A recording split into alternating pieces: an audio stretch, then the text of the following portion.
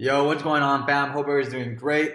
Now, I want to go ahead and show you guys how it is that you can obtain better position on your guys' trades, okay? It's very, very important for you guys to analyze and reanalyze once you do a trade so that way you can see what you could have done better. Now, on this trade specifically, this was a trade that we went ahead and did live today, right? This was a trade that we did live today, and this one kind of made me want to hurry into a trade, and that's not something that you want to do usually. So that was my mistake. Now, fortunately, it did go my way.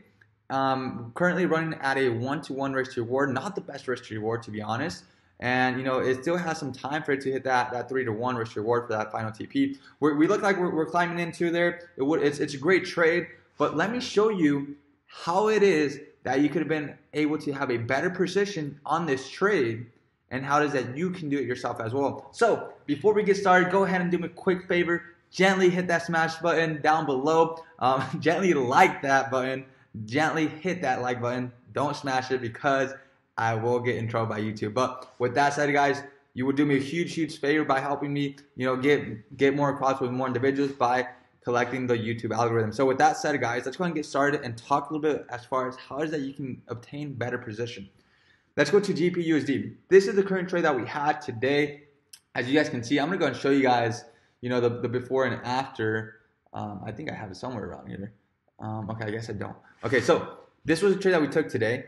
Let me show you what you could have done differently. GPUSD.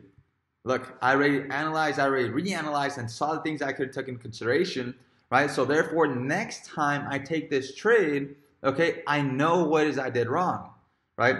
Now, there's nothing that I did wrong. The only thing that I could have done better. That's the thing. I could have done better. I saw the whole area. I didn't pay too much attention into divergence, which is one of the things that I always pay attention to. And unfortunately, I didn't do it this time, right? I didn't really pay much attention to that. If I would have paid attention to that, knowing that we had market being, creating that divergence, not just that, but also being oversold in a very important point with a huge expansion point. Okay, that's the point. Huge expansion point.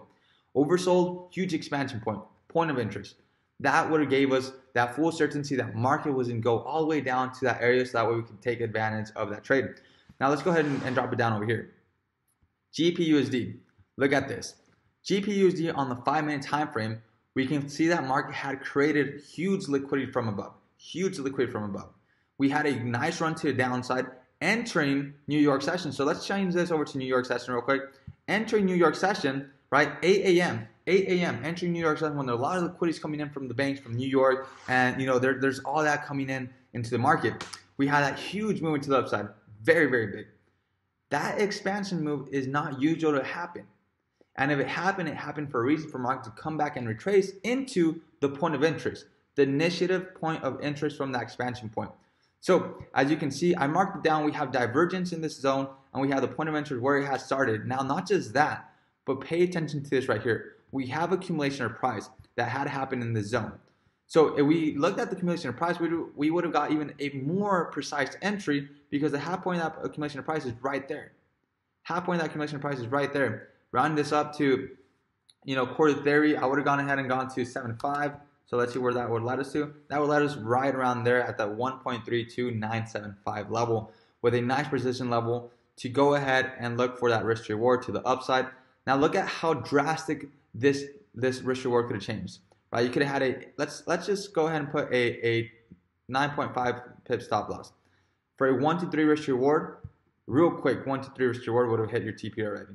And then leading up to this point over here, the highs, that will lead you to a 1 to 10 risk reward, meaning that for every 1% that you're risking, you're gaining potential of 10%. All right, that's a quick outlook at GPUSD. Let me know if you liked it. I'll go ahead and do another one on JPY. So that's going to be the next video coming up, and I'll explain it a little bit more in detail. So with that said, enjoy this video, see what it is that I did and what it is that I could have corrected to have a better persistent entry. See you guys in the next one. Have a great one. Bye-bye.